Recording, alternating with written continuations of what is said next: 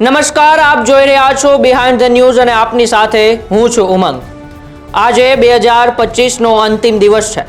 એ 2025 જેમણે દેશને અનેક વખત હચમચાવી નાખ્યો। આ 2025ના વર્ષ દરમિયાન ક્યાંક દુઃખ, ભય, સંઘર્ષની ઘડી આવી તો ક્યાંક આશા અને ખુશીની યાદગાર ક્ષણો પણ આવી। એ 2025ના વર્ષ દરમિયાન ભારત દેશ માટે ક્યાંક યાદગાર ક્ષણો પણ ઇતિહાસમાં કેદ થઈ ગઈ તો ઇતિહાસની અંદર ક્યાંક કાળો દિવસ પણ બની ગયો। અને આજે એ જ 2025માં બનેલી ભારત માટે જે મહત્વપૂર્ણ ઘટનાઓ છે એના વિશે આપણે ચર્ચા કરવી છે। 2025ની અંદર બનેલી એ મહત્વપૂર્ણ ઘટનાઓની વાત કરીએ તો સૌપ્રથમ ઘટના આપણી સૌની નજર સમક્ષ આવે કે પ્રયાગરાજની ધરતી ઉપર ભરાયેલો એક મહાકુંભ મેળો। જે મહાકુંભ મેળો પ્રયાગરાજમાં 144 વર્ષ બાદ મહાકુંભનો સંયોગ આવ્યો અને 13 જાન્યુઆરીથી 26 ફેબ્રુઆરી સુધી આ મહાકુંભ મેળો ચાલ્યો, જેમાં દેશ વિદેશથી 66 કરોડથી વધુ ભક્તોએ માં ગંગામાં ડૂબકી લગાવી અને મહાકુંભ મેળાની અંદર પોતે ભક્તિના રંગમાં રંગાણા હતા। એ મહાકુંભ મેળો જેણે સમગ્ર વિશ્વના ઇતિહાસને બદલી નાખ્યો, કારણ કે ભારતના એ વ્યવસ્થાને લઈને જે મહાકુંભ મેળાની અંદર ભારતે સુઘડ વ્યવસ્થા કરી, એ વ્યવસ્થાથી લાખો ભક્તો, કરોડો ભક્તો તે મહાકુંભ મેળાની અંદર જોવા મળ્યા। એ પછી દેશ વિદેશના ભક્તો હોય, દેશની જાણીતા અભિનેતાઓ હોય કે દેશના જાણીતા ઉચ્ચ હોદ્દા પર બેઠેલા નેતાઓ હોય, તમામે સાથે મળીને આ મહાકુંભના મેળાની અંદર માં ગંગાની અંદર એક પવિત્ર ડૂબકી લગાવી અને મહાકુંભનો મેળો એ સમગ્ર ઇતિહાસનો સૌથી મોટો મેળો બની ગયો। કારણ કે 144 વર્ષ બાદ જે આ સંયોગ મળ્યો હતો, કારણ કે મહાકુંભ હોય છે 144 વર્ષે આવે છે અને 144 વર્ષે 2025ની અંદર સંયોગ આવ્યો। અને જ્યારે ઉત્તર પ્રદેશ સરકાર અને સાથે સાથે ભારતની કેન્દ્ર સરકારે સાથે મળીને એ મહાકુંભ મેળાનું આયોજન કર્યું અને મહાકુંભ મેળાની અંદર કરોડો ભક્તો આવતા હતા, કરોડો ભક્તો ત્યાં રહેતા હતા, જમતા હતા, સાથે સાથે ભોજન લઈને તેમાં ગંગાની, શ્રી રામની, શ્રી કૃષ્ણની ભક્તિ સાથે રંગમાં રંગાઈ જતા હતા। તેથી 2025ની સૌથી મોટી ઘટનાની જો ભારતની અંદર વાત કરીએ, જેઓએ ભારતના વ્યવસ્થાને સમગ્ર ઇતિહાસમાં સુનેરા અક્ષરમાં લખી દીધું, એ મહાકુંભની વ્યવસ્થા હતી, જેમણે ભારતને સમગ્ર વિશ્વની અંદર પોતાની વ્યવસ્થાને લઈને અજોડ કરી દીધું। બીજી મહત્વની ઘટના 2025ની વાત કરીએ તો મહાકુંભ મેળા દરમિયાન મહાકુંભ મેળામાં પ્રયાગરાજની અંદર જે હતો તેમાં એક ભાગદોડ મચી હતી અને ભાગદોડની અંદર લગભગ 30 જેટલા લોકો મૃત્યુ પામ્યા હતા। જોકે મૌની અમાસ જે સ્નાનનું ખૂબ મહત્વ હોય છે કુંભ મેળાની અંદર, એ મૌની અમાસના દિવસે ત્યાં કરોડો ભક્તો પ્રયાગરાજની અંદર એકઠા થયા હતા।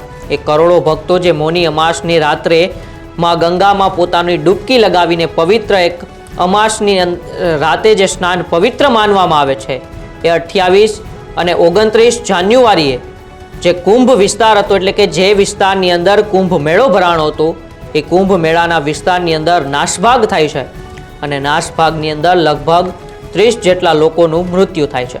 વહીવટી તંત્રએ 30 જેટલા લોકોના મોતની પુષ્ટિ કરી છે, પરંતુ સાચો આંકડો આનાથી વધુ પણ હોઈ શકે છે, કારણ કે ત્યાં તે દિવસે એટલે કે તે રાતે, અમાસની જે રાત હતી, તે રાતે કરોડો ભક્તો ત્યાં માં ગંગાની અંદર ડૂબકી લગાવવા માટે એકઠા થયા હતા અને તે દરમિયાન જ વ્યવસ્થા ખોરવાય છે અને વ્યવસ્થા ખોરવાતા જ ત્યાં ચારે તરફ દોડધામ મચી જાય છે ને દોડધામની અંદર લગભગ 30 જેટલા લોકોની મૃત્યુ થાય છે। પરંતુ વહીવટી તંત્રએ ત્યારબાદ એ સમગ્ર ઘટનાને ધ્યાનમાં રાખીને પોતાની સુઘડ વ્યવસ્થા કરી હતી। પોલીસ તંત્ર અને સાથે સાથે ઉત્તર પ્રદેશની સરકાર અને ભારતની કેન્દ્ર સરકાર સાથે મળીને તે તમામ વ્યવસ્થા જાળવતી હતી, જેથી કુંભ મેળાની અંદર બીજી વખત આવી ઘટના ના બને।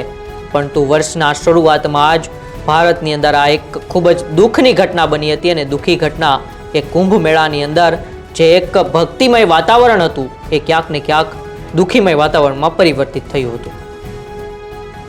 દેશની અંદર 2025માં બનેલી ત્રીજી સૌથી મહત્વપૂર્ણ ઘટનાની વાત કરીએ તો રાજનીતિને લઈને દિલ્હીમાં 27 વર્ષ પછી ભારતીય જનતા પાર્ટી સરકાર બનાવે છે। દિલ્હી વિધાનસભાની ચૂંટણીમાં 27 વર્ષ પછી ભાજપની સરકાર બને છે, જેના પહેલા ચૂંટણીમાં 70માંથી 62 બેઠકો આમ આદમી પાર્ટી જીતે છે, પરંતુ આ વખતની ચૂંટણીમાં માત્ર તેઓ 22 બેઠક પર સમેટાઈ જાય છે અને ભાજપને 48, જ્યારે કોંગ્રેસને એક પણ બેઠક નથી મળતી. જીત બાદ પીએમ મોદીએ ભાજપ મુખ્યાલયમાં કાર્યકરો સાથે ઉજવણી કરી હતી, જ્યારે પ્રથમ વખત ધારાસભ્ય બનેલા રેખા ગુપ્તા દિલ્હીના મુખ્યમંત્રી બને છે. આ પહેલા 1998માં ભારતીય જનતા પાર્ટીની સરકાર દિલ્હીની અંદર બની હતી અને ત્યારે સુષ્મા સ્વરાજ મુખ્યમંત્રી બન્યા હતા. ત્યારબાદ કોંગ્રેસની સરકાર દિલ્હીમાં ચાલી. શીલા દીક્ષિત 2012 સુધી દિલ્હીના મુખ્યમંત્રી રહ્યા અને 2012 થી 2025 સુધી અરવિંદ કેજરીવાલ જેઓ આમ આદમી પાર્ટીમાંથી આવે છે તેઓ ત્યાંના મુખ્યમંત્રી રહ્યા, પરંતુ 2025માં એક ઝાટકે ત્યાં સરકાર ફરી ગઈ અને સૌને ઝાટકો ત્યારે લાગ્યો જ્યારે ત્યાંના ચાલુ મુખ્યમંત્રી અરવિંદ કેજરીવાલ પણ પોતે ધારાસભ્યનું પદ ગુમાવી બેઠે છે. એટલે કે જે સીટ ઉપરથી તે ધારાસભ્યની ચૂંટણી લડતા હતા ત્યાંથી તેઓ હારી જાય છે અને પ્રચંડ બહુમતી સાથે ભારતીય જનતા પાર્ટી દિલ્હીની અંદર સરકાર બનાવે છે, જે 2025ની રાજકીય ગતિવિધિઓની પહેલી સૌથી મોટી ઘટના હતી. 2025ના ચોથી સૌથી મહત્વપૂર્ણ ઘટનાની વાત કરીએ તો દેશની રાજધાની દિલ્હીના રેલવે સ્ટેશન ઉપર નાસભાગ થાય છે અને નાસભાગમાં લગભગ 18 લોકોના મૃત્યુ થાય છે. આ ઘટના બને છે 15 ફેબ્રુઆરી 2025ના રોજ, જ્યાં નવી દિલ્હી રેલવે સ્ટેશન પર રાત્રે અંદાજિત 9:30 વાગ્યે નાસભાગ મચે છે, જેમાં 18 લોકો પોતાનો જીવ ગુમાવે છે. મહાકુંભ, જે આસ્થાનો કુંભ ચાલી રહ્યો હતો, તે કુંભમાં જવા માટે દિલ્હી રેલવે સ્ટેશનથી લોકો રેલવે દ્વારા પ્રયાગરાજ પહોંચવા માટે ત્યાં ભીડ એકઠી થાય છે અને ભીડની અંદર જ નાસભાગ માચે છે અને નાસભાગની અંદર લગભગ 18 લોકો પોતાના જીવ ગુમાવી બેસે છે. કુંભમાં જનારા શ્રદ્ધાળુઓ અને ટ્રેન મોડી હોવાના કારણે પ્લેટફોર્મ પર સામાન્ય દિવસો કરતાં વધુ ભીડ થતી. પ્રાથમિક માહિતીમાં સામે આવ્યું કે ટ્રેનનું પ્લેટફોર્મ બદલવાને કારણે નાસભાગ મચી હતી. ઓગસ્ટમાં રેલવે મંત્રી અશ્વિન વૈષ્ણવે જણાવ્યું હતું કે એક વ્યક્તિના માથા પરથી ભારે થેલો બીજા લોકો પર પડ્યો, જેના પછી નાસભાગ મચી હતી. સમગ્ર ઘટના શું બની હતી તે તો વિગતવાર સામે નથી આવી રહી. કોઈક વિગતમાં એવું સામે આવી રહ્યું છે કે પ્લેટફોર્મ પરથી ટ્રેન જે હતી એ બદલવામાં આવી એટલે નાસભાગ મચી. તો રેલવે મંત્રી એવું કહી રહ્યા છે કે એક વ્યક્તિના માથા પરથી બીજા વ્યક્તિના માથા પર ઠેલો પડે છે અને લોકોને એમ લાગે છે કે ઉપરથી કંઈક પડ્યું, તેથી એ નાસભાગ મચી જાય છે ને નાસભાગની અંદર 18 જેટલા લોકો પોતાનો જીવ ગુમાવે છે અને ફરી એક વખત દેશમાં દુઃખની લાગણી પ્રસરી જાય છે. 2025ની સૌથી મોટી ઘટનાઓની વાત કરીએ તો ક્રિકેટ જગતને લઈને, આમ તો ભારતની અંદર ક્રિકેટ એ સૌથી પ્રિય રમત ગણવામાં આવે છે. ભલે આપણી રાષ્ટ્રીય રમત હોકી હોય છે, પરંતુ સૌથી વધુ ચાહકો એ ક્રિકેટના છે. જ્યારે દુબઈની અંદર 9 માર્ચ 2025ના રોજ ભારત પોતાનો તિરંગો લહેરાવે છે અને વિશ્વ ફલક ઉપર 12 વર્ષ પછી ભારત ચેમ્પિયન ટ્રોફી જીતે છે. દુબઈમાં રમાયેલી એ ફાઇનલ મેચ 9 માર્ચ 2025ના રોજ, જેમાં ભારત સામે ન્યૂઝીલેન્ડ ટકરાય છે અને ભારત ન્યૂઝીલેન્ડને 4 વિકેટે હરાવીને 12 વર્ષ પછી ચેમ્પિયન ટ્રોફીનો ખિતાબ પોતાના નામે કરે છે. કેપ્ટન રોહિત શર્મા તેમાં પ્લેયર ઓફ ધ મેચ રહે છે અને આ ટુર્નામેન્ટનું આ યજમાન તો પાકિસ્તાન હતું, પરંતુ ભારતે જ્યાં જવાની ના પાડી પછી ભારતીય ટીમની તમામ મેચો દુબઈમાં રમાઈ અને ભારત ટુર્નામેન્ટમાં એક પણ મેચ હાર્યું નહીં અને અજય રહીને છેલ્લે ન્યૂઝીલેન્ડને હરાવીને ક્રિકેટ જગત ઉપર ફરી એક વખત ભારતે પોતાનું પ્રભુત્વ મજબૂત બનાવ્યું હતું. દેશની સૌથી મોટી ઘટનાઓની વાત કરીએ તો 6ઠી નંબરની ઘટના એ બની હતી કે હાઈકોર્ટના જજના ઘરેથી કરોડો રૂપિયાની રોકડ મળી આવી હતી. આ ઘટના છે 14 માર્ચ 2025માં નવી દિલ્હીની, જ્યાં દિલ્હી હાઈકોર્ટના જસ્ટિસ યશવંત વર્મા જ્યારે રજા પર ગયા ત્યારે તેમના સરકારી ઘરે અચાનક આગ લાગી જાય છે. ફાયર બ્રિગેડને આગ ઓલવતી વખતે ઘરમાંથી 500 રૂપિયાની અડધી બળેલી નોટોનો ઢગલો મળ્યો. સુપ્રીમ કોર્ટ કોલેજિયમને તેની અલ્હાબાદ હાઈકોર્ટમાં બદલી કરી દીધી અને આંતરિક તપાસમાં પણ તેઓ દોષિત જણાયા. ત્યારબાદ સંસદના ચોમાસુ સત્રમાં જસ્ટિસ વર્મા વિરુદ્ધ સાંસદોએ મહાભિયોગ પ્રસ્તાવ રજૂ કર્યો હતો અને આ સમગ્ર ઘટનાથી દેશમાં ખળભળાટ મચી ગયો હતો કે એ યશવંત વર્મા, જેઓ દિલ્હી હાઈકોર્ટના જજ હતા, તેઓ તો રજા ઉપર હતા, પરંતુ તેઓના ઘરમાં જ્યારે અચાનક આગ લાગે છે ત્યારે તે ઘરની અંદર 500 રૂપિયાની નોટો જે બળેલી હાલતમાં ફાયર વિભાગના કર્મચારીઓને મળે છે. તો સવાલ એ થયો હતો કે 500 રૂપિયાની રોકડ રકમ જસ્ટિસ વર્માના ઘરમાં ક્યાંથી આવી હતી અને બાદમાં તેઓની સામે જ્યારે તપાસ થાય છે ત્યારે તેઓ તપાસમાં દોષિત પણ જણાય છે અને સંસદના ચોમાસુ સત્રમાં જસ્ટિસ વર્મા વિરુદ્ધ સંસદોમાં મહાભિયોગ પ્રસ્તાવ રજૂ થાય છે અને બાદમાં તેઓના પદ ઉપરથી હટાવવામાં આવે છે. દેશમાં બનેલી સૌથી મહત્વપૂર્ણ ઘટનાઓની વાત કરીએ તો બનાસકાંઠામાં ફટાકડાની ફેક્ટરીમાં આગ લાગે છે. એટલે કે ગુજરાતની અંદર મહત્વપૂર્ણ ઘટના બની હતી જેનાથી સૌ કોઈ ચોંકી ગયા હતા, કારણ કે બનાસકાંઠાના ડીસા શહેરની પાસે આવેલી દીપક ફટાકડા ફેક્ટરીમાં બ્લાસ્ટ થતાં આગ ફાટી નીકળી, જેના કારણે ફટાકડાની ફેક્ટરીમાં કામ કરતા 24 પૈકી 21 શ્રમિકોના મોત થયા હતા. અને આ સમગ્ર ઘટના બાદ દેશના પ્રધાનમંત્રી નરેન્દ્ર મોદીએ પણ આ ઘટના અંગે પોતાની દિલસોજી પાઠવી હતી. નિધન પામેલા શ્રમિકો મધ્યપ્રદેશના વતની હતા. આગ અને મોત માટે જવાબદાર કેમિકલ એલ્યુમિનિયમ પાવડર હતો, જે ફેક્ટરીના વેરહાઉસમાં કોઈ કારણોસર સંગ્રહિત પાવડર બ્લાસ્ટ થતાં સમગ્ર આગની ઘટના બની. વર્ષ 2025માં રાજ્યની આ સૌથી મોટી ઔદ્યોગિક હોનારત હતી, જેમાં લગભગ 21 શ્રમિકોએ પોતાનો જીવ ગુમાવ્યો. જે ઘટના આપણા ગુજરાતના બનાસકાંઠામાં બની, જેઓએ સમગ્ર ગુજરાતને પણ દુઃખદાયક ઘડીમાં મૂકી દીધું હતું, કારણ કે ફટાકડાની જે કંપનીની અંદર જે બ્લાસ્ટ થતું કેમિકલ હતું એ કેમિકલમાં એકસાથે બ્લાસ્ટ થાય છે અને સમગ્ર કંપનીમાં એ આગ વ્યાપી જાય છે. અને આગના લીધે લગભગ 21 જેટલા જે મધ્યપ્રદેશના રહેવાસી હતા તે શ્રમિકોના મૃત્યુ થાય છે. અને ત્યારબાદ આ સમગ્ર ઘટના મામલે વડાપ્રધાન મોદી પણ પોતાની દિલગીરી વ્યક્ત કરે છે અને તમામ શ્રમિકોને શ્રદ્ધાંજલિ અર્પણ કરે છે. 2025માં બનેલી સૌથી મોટી ઘટના આમ તો આપણે કહી શકીએ કે સમગ્ર દેશ અને આમ તો સમગ્ર વિશ્વ દુઃખની ઘડીમાં જતું રહ્યું, જ્યારે પહેલગામ જે જમ્મુ કાશ્મીરની અંદર આવે છે એ પહેલગામમાં આતંકવાદી હુમલો થયો અને આતંકવાદી હુમલાની અંદર 26 લોકોના મોત થયા. આ ઘટના છે 22 એપ્રિલ 2025ની, જ્યાં જમ્મુ કાશ્મીરના પહેલગામની અંદર બેશરન ખીણમાં 4 આતંકવાદીઓ અંધાધૂંધ ગોળીબાર કરે છે. વહેલી સવારે ત્યાં પ્રવાસીઓ ફરવા જાય છે અને બેશરન ખીણના એક મેદાનમાં પ્રવાસીઓ મુક્ત રીતે ફરતા હતા, પરંતુ 4 આતંકવાદીઓ અચાનકથી આવી પહોંચે છે અને 26 પ્રવાસીઓની હત્યા કરી દે છે. આમાં તો એક મૃતક નેવીના લેફ્ટનન્ટ વિનય નરવાલ હતા, જેમના તો 7 દિવસ પહેલા જ લગ્ન થયા હતા અને તેઓ હનીમૂન માટે એ પહેલગામ પહોંચ્યા હતા અને ત્યાં તેમનું આતંકવાદી હુમલામાં મૃત્યુ થાય છે. આતંકવાદી પત્નીની સાથે જ તેમણે ગોળી મારી દીધી. એનઆઈએ મુજબ હુમલાનું કાવતરું પાકિસ્તાનમાં ઘડવામાં આવ્યું હતું. જુલાઈમાં ભારતે ઓપરેશન મહાદેવ ચલાવીને 4 આતંકીને ઠાર માર્યા હતા, પરંતુ 2025ની સૌથી મોટી ઘટના જેને સમગ્ર દેશને દુઃખની ઘડીમાં મૂકી દીધું હતું એ પહેલગામની અંદર જે આતંકવાદીનો હુમલો થયો, જેમાં 4 આતંકવાદીઓ અચાનક એ બેશરન ખીણમાં આવી પહોંચે છે અને અંધાધૂંધ ગોળીઓ વરસાવ્યાને 26 જેટલા ભારતીયોને અવસાન કરી દે છે.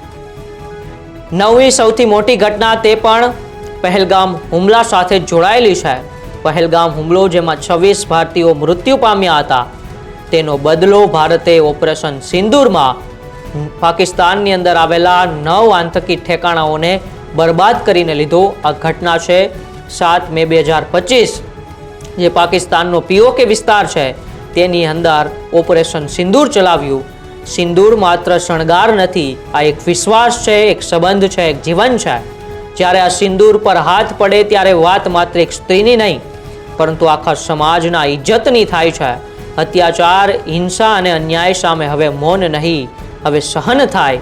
પીડિત મહિલાઓને ન્યાય અને દોષિતોને કડક સજા, આ સંકલ્પ સાથે ભારત સરકાર અને ભારતીય સેનાએ ઓપરેશન સિંદૂરની અંદર પહેલગામ હુમલાના જવાબમાં 7 મેની રાત્રે આખું વિશ્વ જ્યારે સૂતું હતું ત્યારે ભારતે પાકિસ્તાનની અંદર 9 આતંકી ઠેકાણા ઉપર હુમલો કરીને તેમને નષ્ટ કરી નાખ્યા. આમાંથી 5 પીઓકે અને 4 પાકિસ્તાનના પંજાબ પ્રાંતમાં હતા, જેમાં જૈશે મોહમ્મદનું હેડક્વાર્ટર, મરકઝ સુભાનઅલ્લાહ અને લશ્કરે તૈયાબાનું હેડક્વાર્ટર અને મરકઝ તૈયાબા પણ સામેલ છે. બીજા દિવસે પાકિસ્તાને પણ ભારત પર હવાઈ હુમલા કર્યા અને રાફેલ જેટ તોડી પાડવાનો દાવ કર્યો અને 10 મેના રોજ બંને વચ્ચે સીઝફાયર થઈ ગયું હતું. પરંતુ પહેલગામની અંદર જે પણ ઘટના બની હતી તેનો જડબાતોડ જવાબ ભારતે અડધી રાતે પાકિસ્તાનના આતંકવાદી ઠેકાણાઓને નષ્ટ કરીને આપ્યો હતો અને સમગ્ર દેશમાં એક ખુશીનો માહોલ સાથે સાથે બદલો લેવાની જે ભાવના હતી તે પણ પ્રસરી ગઈ હતી. સૌથી મોટી 10મી ઘટનાની વાત કરીએ 2025ની તો IPL એટલે કે ઇન્ડિયન પ્રીમિયર લીગ જે વિશ્વની સૌથી મોટી લીગમાંથી એક માનવામાં આવે છે, જેમનો ભારતમાં ખૂબ જ ચાહક વર્ગ છે અને તેમાંની એક ટીમ એટલે કે રોયલ ચેલેન્જર્સ બેંગલુરુ અને એ RCBની ટીમ 18 વર્ષ બાદ પ્રથમ વખત એ IPLની ટ્રોફી જીતે છે. જ્યાં તેઓ અમદાવાદના નરેન્દ્ર મોદી સ્ટેડિયમમાં પંજાબ સામે ફાઇનલ મેચ રમે છે અને પંજાબ સામેની ફાઇનલ મેચમાં 6 રનથી જીત મેળવે છે. 18 વર્ષમાં પ્રથમ વખત ટ્રોફી પોતાના નામે કરી. જેવી જીતની ક્ષણ નજીક આવી, ફિલ્ડિંગ કરી રહેલા દિગ્ગજ ક્રિકેટર વિરાટ કોહલી રડતા જોવા મળી રહ્યા હતા.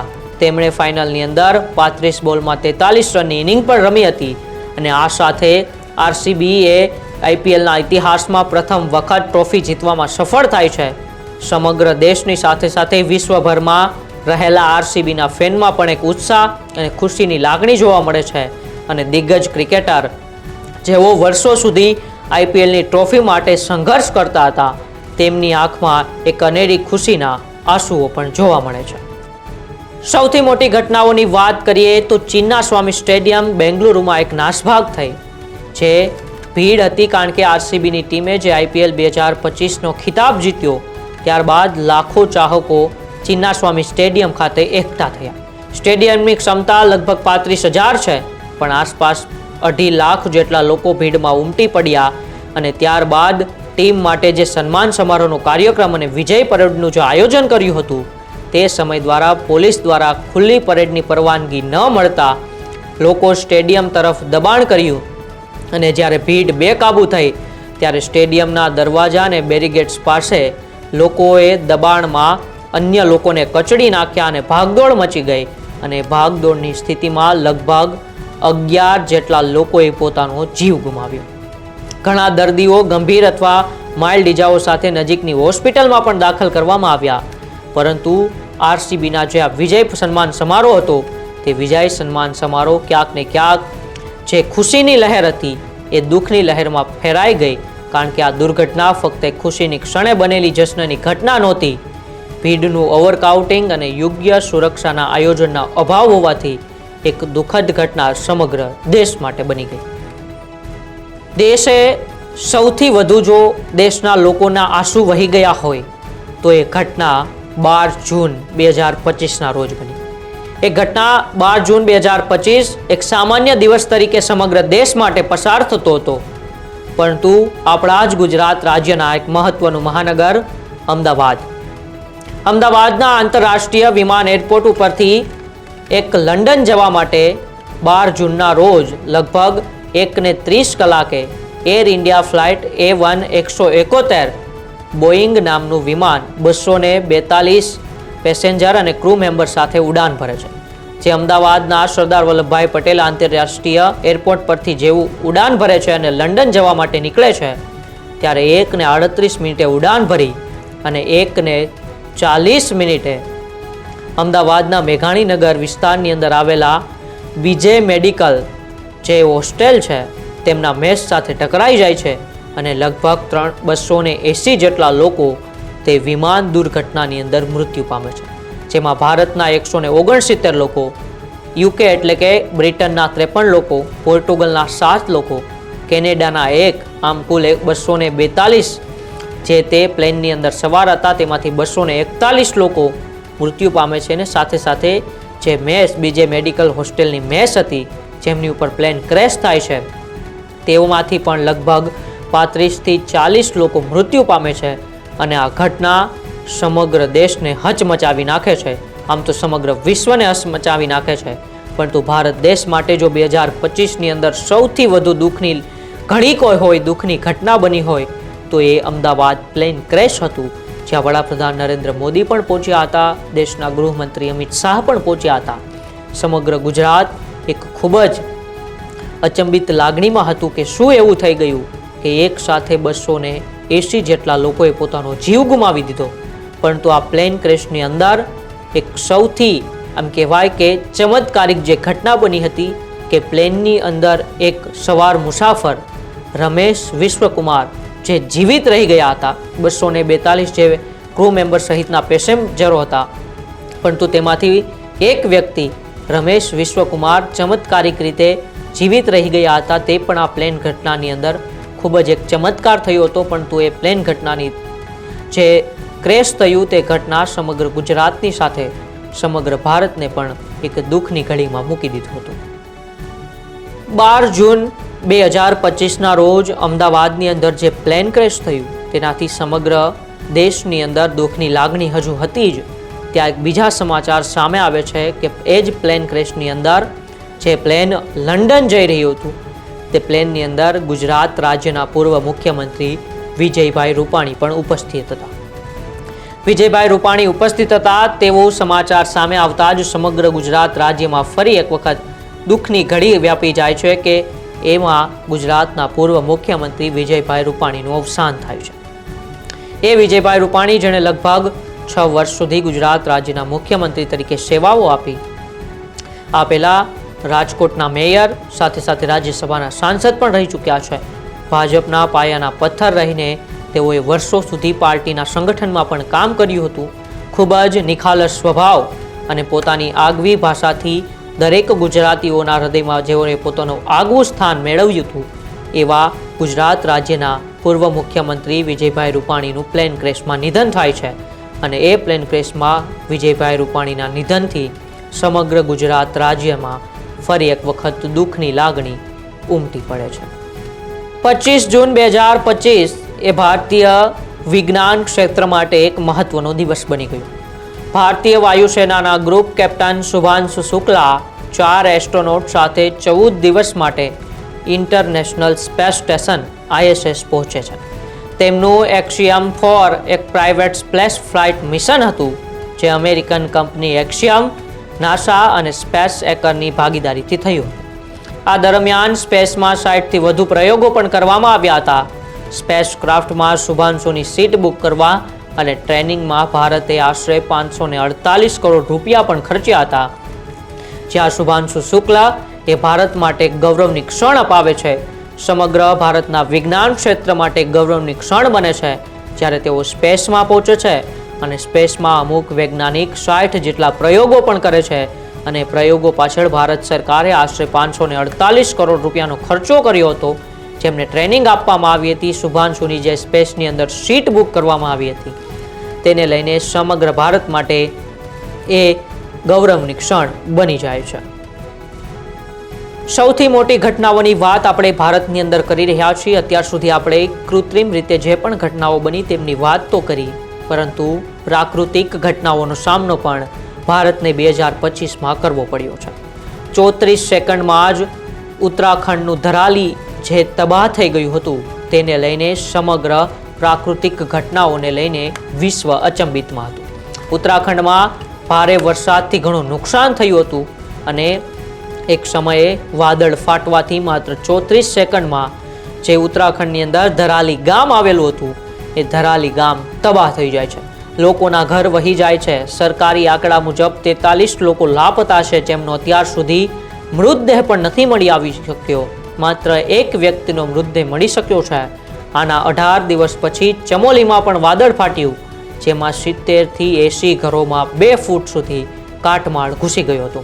આમ તો ઉત્તરાખંડમાં આખા વર્ષ દરમિયાન ખૂબ જ વરસાદ પડ્યો, પરંતુ આ ધરાલીની જે ઘટના બની હતી તે ઘટના એ પ્રાકૃતિક ઘટનાની સૌથી મોટી ઘટના આ વર્ષ દરમિયાન આપણે કહી શકીએ છીએ. કારણ કે માત્ર આંખના પલકારામાં અમુક સેકન્ડની અંદર આખું ગામ એ પાણીના પ્રવાહ સાથે વહી જાય છે અને એ જ પાણીના પ્રવાહમાં લગભગ 43 જેટલા લોકો એ લાપતા થઈ જાય છે. અને લાપતા લોકોનો હજુ સુધી કોઈ પણ પતો નથી લાગ્યો. માત્ર એક વ્યક્તિનો મૃતદેહ મળ્યો છે, બાકી વ્યક્તિઓના મૃતદેહ પણ નથી મળી શક્યા. તો વર્ષ 2025ની આ સૌથી મોટી પ્રાકૃતિક ઘટના જે ઉત્તરાખંડના ધરાલીમાં બની હતી. મહત્વપૂર્ણ ઘટનાઓની વાત ગુજરાતની અંદર આણંદ વડોદરા જિલ્લાને જોડતો મહીસાગર નદી પરનો ગંભીરા બ્રિજ એક ભાગ તૂટી જાય છે. 11 જુલાઈ જે આમ તો સામાન્ય દિવસ પસાર થઈ રહ્યો હતો, પરંતુ અચાનક એ મહીસાગર નદી પરનો ગંભીરા બ્રિજ તૂટી જાય છે અને આ દુર્ઘટનામાં લગભગ 21 લોકો અવસાન થાય છે. 11 જુલાઈએ વહેલી સવારે ગંભીરા બ્રિજ પરથી પસાર થયેલા 4 ગાડી અને બાઇક સહિતના વાહન પુલ વચ્ચેથી તૂટવાના કારણે મહીસાગર નદીમાં ખાબકી અને એક ડમ્પર જે તૂટેલા પુલ પર લટકી રહ્યું હતું, જે દુર્ઘટનાના સર્જાયાના 28 દિવસ બાદ દૂર કરવામાં આવ્યું હતું. ગુજરાતની અંદર મહત્વનો આણંદ અને વડોદરાને જોડતો મહીસાગર નદી પર આવેલો એ ગંભીરા બ્રિજ જે 11 જુલાઈના રોજ વહેલી સવારે તૂટી જાય છે અને બ્રિજ તૂટવામાં લગભગ 21 લોકો પોતાનો જીવ ગુમાવે છે. આ બ્રિજને લઈને તંત્ર પર પણ અનેક સવાલો ઊભા થયા હતા કે શું આ બ્રિજ વાહન ચાલકો માટે જો વાહન ચાલી શકે એવો ન હતો તો પછી એ બ્રિજનું સમારકામ કેમ કરવામાં ન આવ્યું, તેવા સવાલો પણ તે બ્રિજને લઈને ગુજરાત સરકાર ઉપર કરવામાં આવી રહ્યા હતા. પરંતુ એ દુર્ઘટનાની અંદર સૌથી વધુ જો કોઈ આકર્ષિત ઘટના બની હોય તો એ જે ડમ્પર જે ગંભીરા બ્રિજ ઉપર લટકી રહ્યું હતું, એ ડમ્પરને 28 દિવસ બાદ તે બ્રિજ ઉપરથી દૂર કરવામાં આવ્યું હતું. પરંતુ સમગ્ર ગુજરાત માટે આ ખૂબ જ દુઃખદાયક બાબત હતી અને સરકાર માટે એક ચેતવણીરૂપ કિસ્સો પણ હતો કે રાજ્યની અંદર અન્ય કોઈ પણ એવા બ્રિજ છે જે વાહન ચાલકો માટે નથી ચાલે એવા, તો તેમને સમારકામ કરવું જોઈએ અથવા તેમને બંધ કરી દેવા જોઈએ. તેવા બ્રિજોને લઈને આ ગંભીરા બ્રિજની જે ઘટના આપણા રાજ્યની અંદર બની હતી, તેઓએ પણ સમગ્ર રાજ્યની અંદર એક અચંબિત અને દુઃખની લાગણી પ્રસરાવી દીધી હતી. દિવસ આવે છે 27 સપ્ટેમ્બર 2025. સમગ્ર દેશ માટે તો આ સામાન્ય દિવસ હતો, પરંતુ દેશના દક્ષિણ વિસ્તારની અંદર તામિલનાડુના કરૂરમાં દક્ષિણના જાણીતા અભિનેતા અને ટીવીકે પાર્ટીના નેતા વિજય થાલાપતિ કરૂર ખાતે ચૂંટણી રેલી માટે પહોંચ્યા હતા. વહીવટતંત્રે રેલીનો સમય બપોરે 3 વાગ્યાનો જણાવ્યો હતો, પરંતુ પાર્ટીએ સોશિયલ મીડિયા પર 12 વાગ્યાનો સમય જાહેર કરી દીધો અને સવારે 10 વાગ્યાથી જ લોકોની ભીડ ઉમટી પડી. વિજય પણ રાત્રે લગભગ 7:30 વાગ્યે આવ્યા.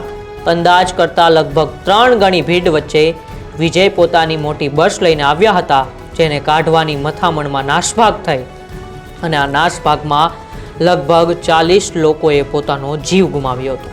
એ સપ્ટેમ્બરના મહિનાની અંદર આ સૌથી મોટી ઘટના, જેનાથી સમગ્ર દેશમાં એક દુઃખની લાગણી પ્રસરી ગઈ, જેમાં તમિલનાડુના કરૂર ખાતે જાણીતા અભિનેતા વિજયની એક રેલી હતી.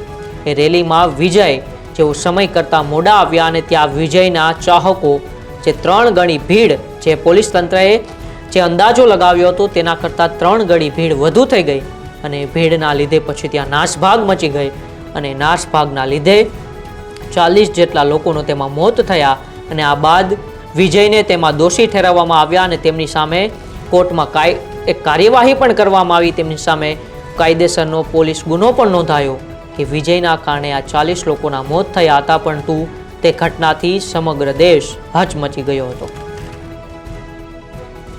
સૌથી મહત્વપૂર્ણ ઘટનાઓમાં ભારત એ આમ તો પહેલાં જ વાત કરી કે ક્રિકેટ ચાહક દેશ છે અને એમાં જ એશિયા કપ 2025 જે ભારત દુબઈની અંદર જે એશિયા કપનું આયોજન થયું, જેમાં ભારતે એશિયા કપનો વિનર થયો. વાત છે 28 સપ્ટેમ્બર 2025ની, જ્યાં દુબઈના એ ઇન્ટરનેશનલ સ્ટેડિયમની અંદર એશિયા કપની ફાઇનલમાં ભારત સામે તેમના કટ્ટર હરીફ પાકિસ્તાન છે અને પાકિસ્તાનને હરાવીને ભારત 9મી વખત એ એશિયા કપનો ટ્રોફી જીતે છે. પરંતુ પહેલગામના આતંકી હુમલાના કારણે ભારતે જીત્યા પછી પણ એશિયન ક્રિકેટ કાઉન્સિલના ચીફ મોહસિન નકવી પાસેથી ટ્રોફી લેવાનો ઇનકાર કરી દીધો, કારણ કે મોહસિન નકવી તે પાકિસ્તાન ક્રિકેટ બોર્ડના પણ ચીફ છે. ત્યારબાદ ભારતને બીજા કોઈના હાથે ટ્રોફી આપવાને બદલે નકવી ટ્રોફી લઈને સ્ટેડિયમમાંથી ચાલ્યા ગયા હતા. ખેલાડીઓએ ટ્રોફી વગર જ ઉજવણી કરી હતી અને પહેલગામમાં જે આતંકી હુમલો થયો હતો તેને સખ્ત શબ્દોમાં વખોડી કાઢ્યો હતો. ભારતને અત્યાર સુધી ટ્રોફી નથી મળી શકી, પરંતુ ભારતે ફરી એક વખત એશિયન ક્રિકેટ જગતમાં પોતાનો વર્ચસ્વ જમાવ્યું હતું, કારણ કે કટ્ટર હરીફ પાકિસ્તાનને તેઓએ ફાઇનલમાં હરાવ્યું અને ફાઇનલમાં હરાવીને તેઓએ એશિયા કપનો ખિતાબ 9મી વખત પોતાના નામે કર્યો. પરંતુ એ ખિતાબ જીત્યા બાદ પણ તેઓએ ટ્રોફી ના મળી, કારણ કે મોહસિન નકવી જેઓ પાકિસ્તાન ક્રિકેટ બોર્ડના ચીફ છે, તેઓના હાથે ભારતને ટ્રોફી મળવાની હતી. પરંતુ પહેલગામના જે આતંકી હુમલા બાદ ભારત અને પાકિસ્તાનના સંબંધોમાં જે તિરાડ આવી હતી, એ તિરાડને લઈને ભારતીય કેપ્ટન સૂર્યકુમાર યાદવે તેમના હાથે ટ્રોફી સ્વીકારવાનો ઇનકાર કરી દીધો. ત્યારબાદ નકવી પોતાના સાથે એ ટ્રોફી લઈ ગયા અને અત્યાર સુધી તે ટ્રોફી ભારતને મળી નથી, પરંતુ ભારતના ક્રિકેટ ઇતિહાસમાં ફરી એક વખત સુવર્ણ અક્ષરોમાં એશિયા કપનો આ વિજય લખાઈ ચૂક્યો. 17 ઓક્ટોબર 2025ના રોજ ગુજરાતની રાજનીતિ, એટલે કે આમ તો ગુજરાત એ દેશનું સૌથી મહત્વનું રાજ્ય આપણે ગણવામાં આવે છે, ત્યારે ગુજરાતની રાજનીતિમાં સૌથી મોટો ખળભળાટ થાય છે. કારણ કે ગુજરાતની રાજનીતિમાં મંત્રીમંડળ જે સરકારનું હતું તે જૂના મંત્રીમંડળનું વિસ્તરણ કરી દેવામાં આવે છે અને નવા મંત્રીમંડળની રચના કરવામાં આવે છે, જેમાં મુખ્યમંત્રી ભૂપેન્દ્ર પટેલની સાથે 26 સભ્યોનું એક નવું મંત્રીમંડળ બનાવવામાં આવે છે, જેમાં ગુજરાત રાજ્યના સૌથી યુવા એટલે કે સૌથી નાની ઉંમરે નાયબ મુખ્યમંત્રી હર્ષ સંઘવી બને છે. સાથે સાથે કેબિનેટમાં જીતુ વાઘાણી, નરેશ પટેલ જેવા દિગ્ગજ નેતાઓ, અર્જુન મોઢવાડિયા જેવા દિગ્ગજ નેતાઓને સ્થાન મળે છે, તો સ્વતંત્ર હવાલામાં પ્રફુલ્લ પાનસરિયા, મનીષા વકીલ જેવા નેતાઓને સ્થાન મળે છે અને રાજ્ય કક્ષામાં કૌશિક વેકરિયા, દર્શના વાઘેલા જેવા કેટલાય દિગ્ગજ નેતાઓને સ્થાન મળે છે. ત્યારે ગુજરાતની રાજનીતિમાં સૌથી મોટો દિવસ હતો આ વર્ષ દરમિયાનનો, કારણ કે છેલ્લા ઘણા સમયથી એવું હતું કે શું ભૂપેન્દ્ર પટેલ સરકારના મંત્રીનું વિસ્તરણ થશે કે નહીં, પરંતુ આખરે દિવાળી પહેલા જ ગુજરાત ભાજપ સરકાર, જે આમ તો કહેવાય કે 2022થી જે ભૂપેન્દ્ર પટેલની સરકાર હતી, પહેલાં તો તેમાં લગભગ 20 કે 22 સભ્યો જ હતા, પરંતુ જે નવું મંત્રીમંડળ બનાવવામાં આવ્યું તે 26 સભ્યોનું નવું મંત્રીમંડળ હતું અને ભૂપેન્દ્ર પટેલ સહિત 26 સભ્યોનું જે આખું નવું મંત્રીમંડળ હતું તે 17 ઓક્ટોબરના રોજ મહાત્મા મંદિર ખાતે શપથ લે છે. અને તે શપથમાં સૌથી વધુ જો ચહેરાનું કોઈ નામ હોય, જો કોઈ ચર્ચામાં ચહેરો આવ્યો હોય તો એ ચર્ચામાં ચહેરો આવ્યો હતો હર્ષ સંઘવી. હર્ષ સંઘવી જે સૌથી નાની વયે નાયબ મુખ્યમંત્રી બને છે અને ગુજરાતના ગૃહમંત્રી અને નાયબ મુખ્યમંત્રી સાથે તેઓ બંને પદ સંભાળે છે. સાથે સાથે ઘણા એવા નામો તો તેઓએ મંત્રીમંડળની અંદર સૌને ચોંકાવ્યા, તો કેટલાય નામો ન આવ્યા એણે પણ ચોંકાવ્યામાં પછી જયેશ રાદડિયા હોય કે અન્ય કોઈ નામ હોય, તો જે મંત્રીમંડળનું વિસ્તરણ 2025ની અંદર થયું એ સૌથી મહત્વનું માનવામાં આવી રહ્યું હતું. કારણ કે 2025ની જે રાજનીતિ ગુજરાતની આખી રહી હતી, ક્યાંક ને ક્યાંક આમ આદમી પાર્ટીનો વધતો વ્યાપ, ક્યાંક ને ક્યાંક કોંગ્રેસ મજબૂત થતી હતી. આ બધા વચ્ચે ગુજરાત સરકારે મંત્રીમંડળનું વિસ્તરણ કર્યું અને સાથે સાથે સૌરાષ્ટ્રનો વધુ દબદબો રહ્યો મંત્રીમંડળની અંદર, કારણ કે મંત્રીમંડળની અંદર સૌરાષ્ટ્રને વધુ મહત્વ આપવામાં આવ્યું, સૌરાષ્ટ્ર કચ્છને વધુ મહત્વ આપવામાં આવ્યું, કારણ કે સૌરાષ્ટ્રની અંદર જે પ્રમાણે અત્યારે આમ આદમી પાર્ટી સાથે સાથે કોંગ્રેસનું જે પ્રભુત્વ વધે છે તેને જોઈને આવનારી સ્થાનિક સ્વરાજની ચૂંટણીઓ અને 2027ની વિધાનસભાની ચૂંટણીઓને ધ્યાનમાં રાખીને ભારતીય જનતા પાર્ટીએ નવા મંત્રીમંડળમાં સૌરાષ્ટ્રને વધુ મજબૂત બનાવ્યું, સૌરાષ્ટ્રનો દબદબો જોવા મળ્યો અને નવા મંત્રીઓએ શપથ લઈને પોતાની કામગીરીની શરૂઆત કરી.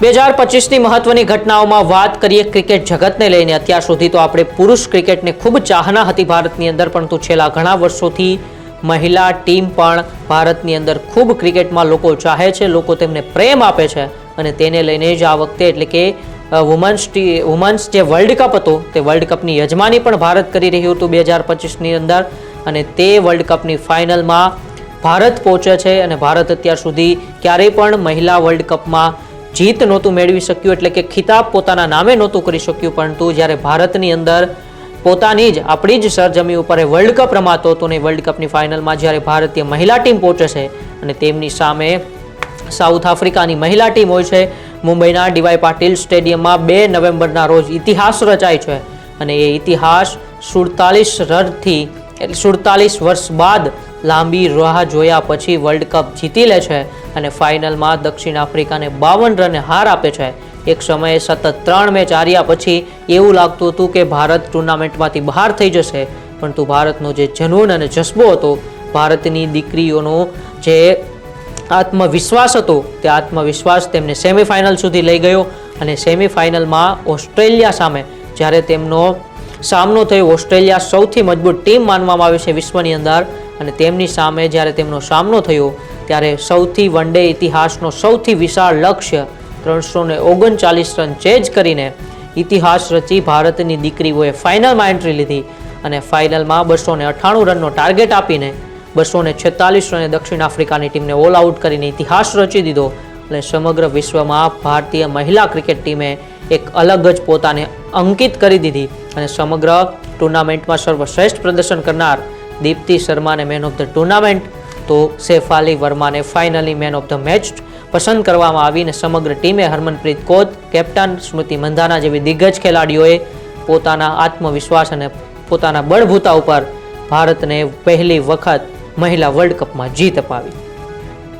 સૌથી મહત્વપૂર્ણ ઘટનાની વાત કરીએ તો રાજધાની દિલ્હીની અંદર 10 નવેમ્બરનો દિવસ સામાન્ય રીતે સૌ લોકો માટે પસાર થઈ રહ્યો હતો, પરંતુ દિલ્હીના લાલ કિલ્લા મેટ્રો સ્ટેશનના પાર્કિંગ પાસે સાંજે લગભગ 6:52 વાગ્યાની આસપાસ એક ધડાકો થાય છે અને આ બોમ્બ બ્લાસ્ટની અંદર 15 લોકોના મોત થાય છે. સુસાઇડ હુમલો કરનાર ફરીદાબાદની અલ હિલ્લા યુનિવર્સિટીના પ્રોફેસર ડોક્ટર ઉમર હતા. હુમલાના દિવસે સવારે ફરીદાબાદમાંથી 360 કિલો વિસ્ફોટક મળ્યા હતા. તપાસ એજન્સીઓએ આ હુમલા સાથે જોડાયેલા છે લોકોને પકડ્યા. તેમાં અનેક ડોક્ટરો પણ સામેલ હતા. તેમના સમર્થકોની શોધ પણ સમગ્ર દેશમાં હજુ ચાલુ છે, પરંતુ એ 10 નવેમ્બરનો દિવસ સમગ્ર દેશને હચમચાવી નાખે છે. ધડાકો તો દિલ્હીની અંદર થાય છે, પરંતુ એ ધડાકાના પડઘા સમગ્ર દેશમાં પડે છે. સમગ્ર દેશમાં દુઃખની લાગણી વહી જાય છે, કારણ કે ફરી એક વખત આમ તો 2008ને મુંબઈ ધડાકા હોય કે પછી અમદાવાદના ધડાકા હોય, એ ધડાકા બાદ પહેલગામનો જે આતંકવાદી હુમલો હતો તેમાંથી ભારત બહાર નહોતું આવ્યું. ત્યાં ફરી એક વખત અલ ફલ્લા જે યુનિવર્સિટી આવેલી છે તેમના ડોક્ટરો દ્વારા 360 કિલો જેટલું RDX જે કહેવાય છે કે વિસ્ફોટક પદાર્થ હોય છે તેને લઈને નવી દિલ્હી જે ભારતની રાજધાની છે તેમાં તેઓ વિસ્ફોટ કરે છે અને વિસ્ફોટમાં 15 જેટલા લોકો મૃત્યુ પામે છે બોમ્બ બ્લાસ્ટમાં, અને ઘણા લોકો ઈજાગ્રસ્ત પણ થાય છે. આજુબાજુની દુકાનો સળગી જાય છે, ત્યાં રહેલા વાહનો સળગી જાય છે. ઘણું એ નવી દિલ્હીની અંદર આર્થિક નુકસાન પણ થાય છે. પરંતુ આ બોમ્બ બ્લાસ્ટથી ફરી એક વખત દેશની અંદર હાહાકાર મચી જાય છે અને દેશની પોલીસ, તમામ રાજ્યોની પોલીસ આ તમામ આતંકવાદી અને અલ ફલ્લા યુનિવર્સિટી સાથે જોડાયેલા તમામ લોકોની તપાસ હજુ પણ કરી રહી છે. મહત્વપૂર્ણ ઘટના ગુજરાત રાજ્યની કરીએ તો રાજ્યની અંદર નવેમ્બર એટલે કે લગભગ 20 નવેમ્બરથી લઈને 30 નવેમ્બર સુધી સતત કમોસમી વરસાદ પડ્યો હતો. આ કમોસમી વરસાદમાં ખેડૂતોની સ્થિતિ એકદમ કફોડી બની ગઈ હતી. તેમના ઊભા પાક એકદમ નષ્ટ થઈ ગયા હતા. કરોડો રૂપિયાનું ખેડૂતોને નુકસાન થયું હતું. અને આ બાદ જ્યારે ખેડૂતોની સ્થિતિ ખૂબ ગંભીર બની, વર્ષ 2025 ગુજરાત માટે લાંબા અને કમોસમી ચોમાસાનું બની રહ્યું, કારણ કે એક બાજુ તો ચોમાસું પણ ખૂબ લાંબુ રહ્યું અને ત્યારબાદ દિવાળી બાદ આ કમોસમી વરસાદ જેમણે ખેડૂતોની સ્થિતિ કફોડી કરી દીધી. જૂનથી આરંભાયેલા ચોમાસું સતત નવેમ્બર સુધી રહ્યું, જેના કારણે રાજ્યના ખેડૂતોને મગફળી, કપાસ, ડુંગળી, એરંડા અને બાગાયતી પાકોમાં મોટા પાયે નુકસાન સહન કરવું પડ્યું.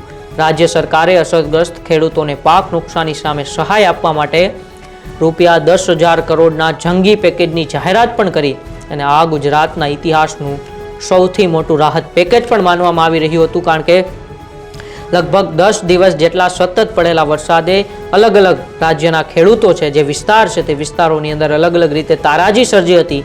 એ તારાજીમાં એ ખેડૂતોને લાખો કરોડો રૂપિયાનું નુકસાન થયું હતું. અલગ અલગ પાકો જે ખેડૂતોએ પોતાની ખેતીની અંદર વાવ્યા હતા તે ખેતીની અંદર ખૂબ જ મોટું નુકસાન થયું. અને નુકસાનમાં જ્યારે રાજ્ય સરકારનો જ્યારે એમની ફરજ બની કે સરકાર હવે ખેડૂતોની વહારે આવે, ત્યારે રાજ્ય સરકાર આગળ આવી. રાજ્યના મુખ્યમંત્રી ભૂપેન્દ્ર પટેલ, કૃષિમંત્રી જીતુ વાઘાણી સહિતના લોકોએ રાજ્યના ખેડૂતો માટે 10,000 કરોડ જેટલા જંગી પેકેજની જાહેરાત કરી અને આ પેકેજની બાદ તેઓના ફોર્મ એટલે કે ડોક્યુમેન્ટ સાથે એ કૃષિ સહાયના ફોર્મ ભરવાની પણ કામગીરી રાજ્યની અંદર શરૂ કરવામાં આવી. પરંતુ જે કમોસમી વરસાદ પડ્યો હતો તેનાથી ખેડૂતોની સ્થિતિ ખૂબ ગંભીર બની હતી. દેશમાં બનેલી મહત્વપૂર્ણ ઘટનાઓમાં આ વર્ષે સૌથી મહત્વપૂર્ણ રાજનીતિની જો કોઈ ઘટના હોય તો એક તો દિલ્હીની વિધાનસભાની ચૂંટણી અને ત્યારબાદ બિહારની અંદર જે વિધાનસભાની ચૂંટણી હતી તે ખૂબ ચર્ચામાં રહી હતી. બિહારમાં સતત 10મી વખત નીતિશ કુમારે પોતાનો જીતનો પ્રચંડ લહેર લહેરાવ્યો, તો સાથે સાથે એનડીએ એટલે કે નીતિશ કુમાર અને સાથે ભારતીય જનતા પાર્ટી સાથે મળીને જે ચૂંટણી લડી રહી હતી એ બિહાર વિધાનસભાની ચૂંટણીમાં એનડીએ ફરી એક વખત જીત નોંધાવી. 89 બેઠકો સાથે ભાજપ સૌથી મોટી બિહારની અંદર પાર્ટી બનીને ઉભરી આવી, તો જેડીયુને 85, તો ચિરાગ પાસવાનની લોક જનશક્તિ પાર્ટીને 19 બેઠકો મળી. આ જીત પછી નીતિશ કુમાર 10મી વખત બિહારના સીએમ બન્યા મોદીએ તેમના શપથ ગ્રહણ સમારોહની અંદર બિહારી સ્ટાઇલની અંદર ગમછો લહેરાવ્યો અને તે તસવીર સમગ્ર દેશની અંદર વાયરલ થઈ ગઈ. આરજેડીના ફાળે 25 તો કોંગ્રેસ પાસે માત્ર 6 બેઠકો ગઈ, ત્યારે એનડીએ પાસે 202 સીટ સાથે પ્રચંડ બહુમતીથી તેઓએ બિહારની અંદર સરકાર બનાવી. દેશની રાજનીતિની બે મહત્વપૂર્ણ ચૂંટણીઓ એ 2025માં યોજાઈ અને 2025ની બંને ચૂંટણીઓ ભારતીય જનતા પાર્ટીનો એટલે કે નરેન્દ્ર મોદીનો દબદબો જોવા મળ્યો. એ પછી દિલ્હીની વિધાનસભાની ચૂંટણીની આપણે વાત કરી કે બિહારની વિધાનસભાની ચૂંટણી. બિહારના વિધાનસભાની ચૂંટણીમાં ક્યાંક એવું લાગી રહ્યું હતું કે રાહુલ ગાંધી વોટ ચોરીનો મુદ્દો હોય કે અન્ય કોઈ મુદ્દાને લઈને જે મેદાને આવ્યા હતા તેમાં ક્યાંક ને ક્યાંક મહાગઠબંધન કદાચ બિહારની અંદર ચૂંટણી જીતી શકે છે. પરંતુ જ્યારે પરિણામો સામે આવ્યા ત્યારે સૌ કોઈને ચોંકાવનારા પરિણામો આવ્યા અને 202 સીટ સાથે એનડીએ સરકાર બનાવી અને 89 બેઠકો સાથે પ્રથમ વખત બિહારમાં સૌથી મોટી પાર્ટી તરીકે ભારતીય જનતા પાર્ટી ઉભરી આવી અને ફરી એક વખત દેશની રાજનીતિમાં ભારતીય જનતા પાર્ટીનો દબદબો જોવા મળ્યો. સૌથી મહત્વપૂર્ણ ઘટનાઓની વાત, કરોડો ભારતીયોના આસ્થા સાથે જોડાયેલા રામ મંદિર એટલે કે અયોધ્યામાં જે રામ મંદિર બની ગયું છે, પરંતુ તેના પર જે ધર્મ ધજા હતી તે અત્યાર સુધી લગાવવામાં નહોતી આવી, પરંતુ 673 દિવસ બાદ તે ધર્મ ધ્વજા એ રામ મંદિર અયોધ્યા ઉપર લહેરાય. 25 નવેમ્બરનો એ ઐતિહાસિક દિવસ જે સમગ્ર દેશ માટે નહીં પરંતુ સમગ્ર વિશ્વ માટે ઐતિહાસિક બન્યો. રામ મંદિરના શિખર પર ભગવો ધર્મ ધ્વજ લહેરાયો. આ ઐતિહાસિક ક્ષણની સાક્ષી અયોધ્યા શહેર બન્યું. પીએમ મોદી સાથે સાથે આરએસએસના વડા મોહન ભાગવત અને યુપીના મુખ્યમંત્રી યોગી આદિત્યનાથ ત્યાં પહોંચીને ભગવાન રામની આરતી કરી, તેમના દર્શન કર્યા અને બાદમાં શિખર પર ભગવો ધર્મ ધ્વજારોહણ કર્યું. રામ મંદિર માટે ખાસ તૈયાર કરવામાં આવેલો 22 ફૂટ લાંબો અને 11 ફૂટ પહોળો ધ્વજ મંદિરના નિર્માણ પૂર્ણ થવાનો સંદેશ આપશે. આ કાર્યક્રમમાં દેશભરમાંથી લગભગ 7,000 મહેમાનોને પણ આમંત્રણ આપવામાં આવ્યું હતું અને ત્યાં પીએમ મોદીએ મોહન ભાગવત અને સાથે સાથે અનેક સાધુ સંતો અને દેશના નામી અનામી ઉદ્યોગપતિઓની સાથે સાથે રાજનેતાઓ પણ આ ધર્મધ્વજા કાર્યક્રમમાં ત્યાં પહોંચ્યા હતા. જે 25 નવેમ્બરનો ઐતિહાસિક દિવસ જે સમગ્ર દેશ માટે ઐતિહાસિક બન્યો, કારણ કે 673 એટલે કે લગભગ 1.5 વર્ષ જેટલો સમયગાળો રામ મંદિરની અંદર રામલલાની મૂર્તિની પ્રાણ પ્રતિષ્ઠા તો થઈ ચૂકી હતી, પરંતુ જે ધર્મધ્વજ હતો તે હજુ સુધી લહેરાવવામાં નહોતો આવ્યો, કારણ કે મંદિરની કામગીરી હતી હજુ શરૂ હતી અને તેને લઈને જ્યારે મંદિરની કામગીરી હજુ પણ શરૂ હતી ત્યારબાદ 673 દિવસ બાદ ધર્મધ્વજ લહેરાવવામાં આવ્યો. અને ધર્મધ્વજ પ્રધાનમંત્રી નરેન્દ્ર મોદીની સાથે સાથે ઘણા નામી અનામી સંતો, રાજનેતાઓ અને ઉદ્યોગપતિઓ પણ ત્યાં હાજર રહ્યા અને રામલલ્લાની ભક્તિ સાથેનો આ ઉત્સવ એ 25 નવેમ્બરના રોજ ભારતના 2025ના વર્ષમાં એક ઇતિહાસ તરીકે અંકિત થયો. મહત્વપૂર્ણ ઘટનાઓમાં સૌથી મોટી ઘટના એ 26 નવેમ્બરના રોજ ભારતના ઇતિહાસમાં સૌથી મોટી ઘટનામાં માનવામાં આવી રહી છે, કારણ કે વર્ષ 2025ની અંતની અંદર 26 નવેમ્બરના રોજ સ્કોટલેન્ડની અંદર એક કોમનવેલ્થ ગેમ્સને લઈને એક સભાનું આયોજન થાય છે. તે સભાની અંદર 2030માં કોમનવેલ્થ ગેમ્સ જે ખૂબ જ એક કહેવાય છે કે લેગસી કોમનવેલ્થ ગેમ્સની બની છે. વિશ્વની અંદર ઓલિમ્પિક બાદ સૌથી મોટી કોઈ ગેમ્સ એટલે કે સૌથી મોટી કોઈ લીગનું આયોજન થતું હોય તો એ કોમનવેલ્થ ગેમ્સ છે. અને કોમનવેલ્થ ગેમ્સમાં સૌથી વધુ મજબૂત દાવેદારી તરીકે ભારત હતું ને એમાંય ખાસ કરીને ભારતના ગુજરાતનું અમદાવાદ હતું. એ અમદાવાદની દાવેદારી લઈને 26 નવેમ્બરના રોજ સ્કોટલેન્ડની અંદર હર્ષ સંઘવી સહિતની એક આખી ટીમ પહોંચી હતી અને ત્યાંથી જાહેરાત થવાની હતી કે કોને યજમાની આપવામાં આવશે. ત્યારે હર્ષ સંઘવી અને તેમની ટીમ ત્યાં પહોંચી જ્યારે જાહેરાત થઈ કે કોમનવેલ્થ ગેમ્સ 2030ની યજમાની એ અમદાવાદને મળવાની છે, ત્યારે સમગ્ર 2025ના વર્ષ દરમિયાનની આ ઐતિહાસિક ઘટના હતી, કારણ કે છેલ્લે 2010ની અંદર કોમનવેલ્થ ગેમ્સની યજમાની ભારતે કરી હતી. ત્યારે નવી દિલ્હીની અંદર જ્યારે કોમનવેલ્થ ગેમ્સની યજમાની ભારતે કરી ત્યારબાદ ફરી એક વખત હવે 2030ની અંદર ભારત એક કોમનવેલ્થ ગેમ્સની યજમાની કરશે અને યજમાનીનું શહેર આપણા ગુજરાતનું મહાનગર અમદાવાદ બનશે. તેમની તૈયારી પણ હવે શરૂ કરી દેવામાં આવી છે. પછી નારાયણપુરા સ્પોર્ટ્સ કોમ્પ્લેક્સ હોય, નરેન્દ્ર મોદી સ્ટેડિયમની આસપાસનો વિસ્તાર હોય કે સરદાર પટેલ સ્ટેડિયમ હોય, તમામ પ્રકારની તૈયારીઓ હવે કોમનવેલ્થ ગેમ્સને લઈને શરૂ કરી દેવામાં આવી છે. પરંતુ 26 નવેમ્બરનો એ ઐતિહાસિક દિવસ જ્યારે ભારતને કોમનવેલ્થ ગેમ્સની યજમાની આપવામાં આવી હર્ષ સંઘવી ત્યાં ઉપસ્થિત હતા, પરંતુ હર્ષ સંઘવીની સાથે સાથે પ્રધાનમંત્રી નરેન્દ્ર મોદી, મુખ્યમંત્રી ભૂપેન્દ્ર પટેલ અને કેન્દ્રીય રમતગમત અને સાંસ્કૃતિક મંત્રી એવા મનસુખ માંડવિયાનો પણ આમાં ખૂબ મોટો ફાળો રહ્યો છે. અને ફાળાને લઈને જ હવે ભારત 2030ની કોમનવેલ્થ ગેમ્સની તૈયારીઓ શરૂ કરી છે. આનાથી ભારતને આર્થિક રીતે પણ ઘણો ફાયદો થવાનો છે. એ પછી રિયલ એસ્ટેટ મામલે હોય, હોટલ કે ટ્રાવેલિંગ ક્ષેત્રમાં હોય, તમામ ક્ષેત્રે ભારત હવે સંપૂર્ણ રીતે સજ્જ કોમનવેલ્થ ગેમ્સને લઈને લાગી રહ્યું છે. અને સૌથી મોટી ઘટના 2025 દરમિયાનની આપણે એ પણ ગણી શકીએ છીએ, જે ભારત માટે ખૂબ જ ખુશીની ક્ષણ હતી કે 2030નું એ કોમનવેલ્થ ગેમ્સની યજમાની ભારતને મળી હતી. 2025ના એ મહત્વપૂર્ણ ઘટનાઓની વાત કરીએ તો 4 ડિસેમ્બરનો એ દિવસ હતો, જ્યારે વિશ્વના સૌથી શક્તિશાળી નેતાઓમાંના એક પુતિન, જેઓ રશિયાના રાષ્ટ્રપતિ છે, તે ભારત આવે છે. ભારતની મુલાકાત લે છે તો બધાને ખબર હતી, ત્યાં સુધી તો સામાન્ય હતું, પરંતુ જ્યારે 4 ડિસેમ્બરની સાંજે પુતિન ભારતના દિલ્હી એરપોર્ટ ઉપર આવે છે, પ્રધાનમંત્રી નરેન્દ્ર મોદી પોતાનો પ્રોટોકોલ તોડીને તેમને લેવા જાય છે. આમ તો નરેન્દ્ર મોદી કોઈ તેમના પ્રતિનિધિને મોકલતા હોય છે કોઈ મહેમાનને રિસીવ કરવા માટે, પરંતુ પુતિનની અને મોદીની મિત્રતા સમગ્ર વિશ્વ ફલક ઉપર આપણે ઘણી વખત જોઈ ચૂક્યા છીએ. ત્યારે ફરી એક વખત જ્યારે પુતિન ભારત આવી રહ્યા હતા, ત્યારે પ્રધાનમંત્રી નરેન્દ્ર મોદી ખુદ તેમને એરપોર્ટ પાસે લેવા જાય છે. પરંતુ પુતિન હંમેશા પોતાની જ ગાડીમાં ગમે તે દેશમાં જાય ત્યાં ટ્રાવેલિંગ કરતા હોય છે. પરંતુ પ્રથમ વખત એવું બન્યું કે પુતિન પોતાનો પ્રોટોકોલ તોડે છે અને પોતાની કાર છોડીને પીએમ મોદી સાથે તેમની કારમાં બેસીને આવે છે. તે તસવીરો પણ વાયરલ થઈ હતી. અને આ ઘટના પણ કોઈ સામાન્ય નહોતી, કારણ કે સૌથી સુરક્ષિત વ્યક્તિઓમાંના એક એ વ્લાદિમીર પુતિન છે. અને એ પુતિન પોતાની સુરક્ષા અને પોતાના પ્રોટોકોલને લઈને ખૂબ જ સચેત રહેતા હોય છે. તે પોતાની કાર સિવાય ક્યાંય મુસાફરી પણ નથી કરતા. પરંતુ પુતિને જ્યારે પોતાના પ્રોટોકોલ તોડ્યા, પીએમ મોદીએ પોતાના પ્રોટોકોલ તોડ્યા, ત્યારે ફરી એક વખત વિશ્વ ફલક ઉપર રશિયા અને ભારતની જે મિત્રતા છે, પુતિન અને પ્રધાનમંત્રી મોદીની જે મિત્રતા છે, તે મિત્રતા એકવાર ફરી વિશ્વ ફલકે જોઈ હતી.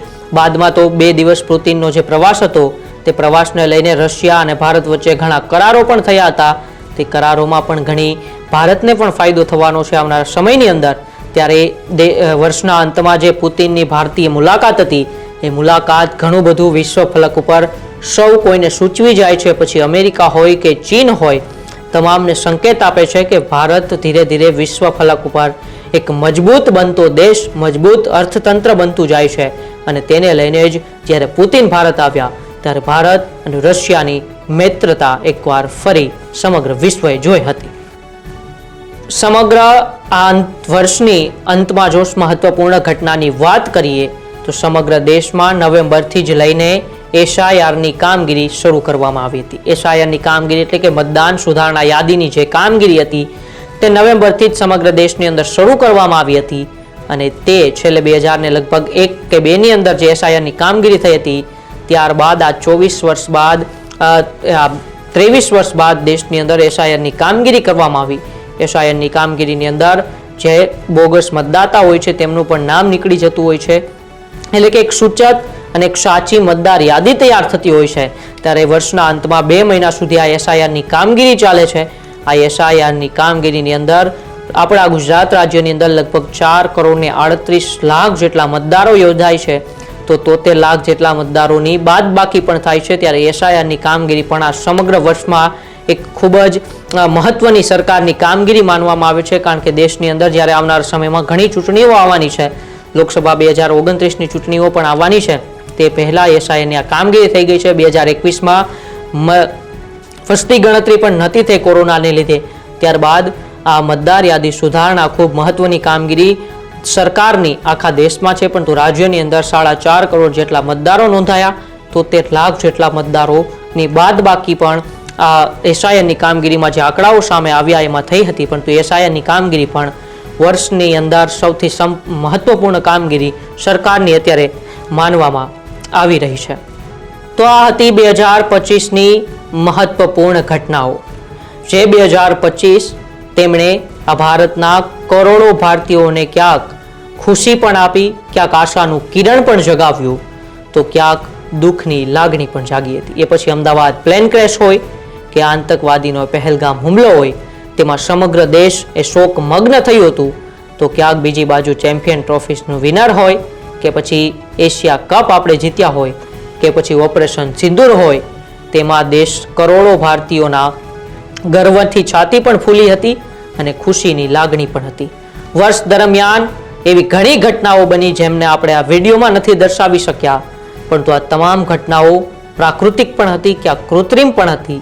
પરંતુ આજે જ્યારે વર્ષનો અંતિમ દિવસ છે ત્યારે આપણે ઈશ્વરને પ્રાર્થના કરીએ છીએ કે 2026માં આપણા દેશ માટે, આપણા રાજ્ય માટે અને સમગ્ર વિશ્વ માટે શાંતિપૂર્ણ હવે વર્ષ પસાર થાય. આવનારું વર્ષ એ સૌ માટે નિરોગી રહે, આવનારું વર્ષ એ સૌ માટે સુખદ બની રહે એવી આપણે ઈશ્વર પાસે પ્રાર્થના પણ કરીએ છીએ. અને આવનારા વર્ષની અંદર એવી કોઈ ઘટનાઓ ના બને જેમનાથી દેશમાં હાહાકાર મચી જાય, દેશના લોકોને દુઃખની લાગણી થાય. સૌ સાથે મળીને રાષ્ટ્રહિતના કાર્યોમાં હંમેશા આપણે અગ્રેસર રહીશું એવો 2026માં સૌની આશા સાથે મને આપો રજા અને આપ જોડાયેલા રહેજો ન્યૂઝરૂમ ગુજરાત સાથે, કારણ કે આવી જ અવનવી માહિતી સાથે અમે તમારા સુધી આવતા રહેવાના છીએ. ત્યાં સુધી જોતા રહો ન્યૂઝરૂમ ગુજરાત, ગુજરાતનો ગર્જનાદ. નમસ્કાર.